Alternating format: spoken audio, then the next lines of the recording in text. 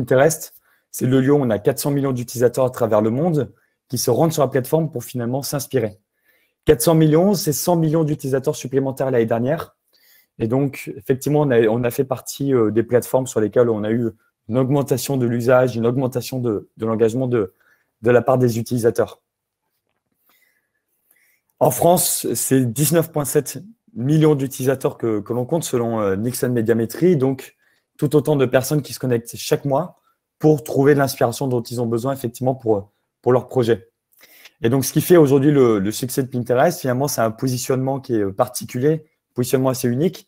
Souvent, on parle de réseau social, d'autres vont parler de moteur de recherche. Finalement, on est peut-être un entre-deux au milieu de ça.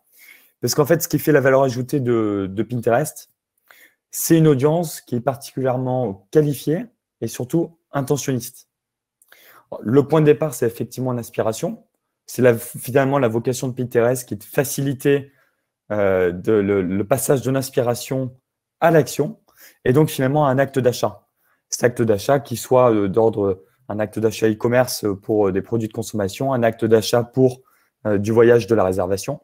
Et donc c'est pour ça qu'en fait aujourd'hui, selon une étude GfK qu'on a menée, on a 89% de nos utilisateurs qui ont utilisé Pinterest pour s'inspirer avant de réaliser un achat assez récent.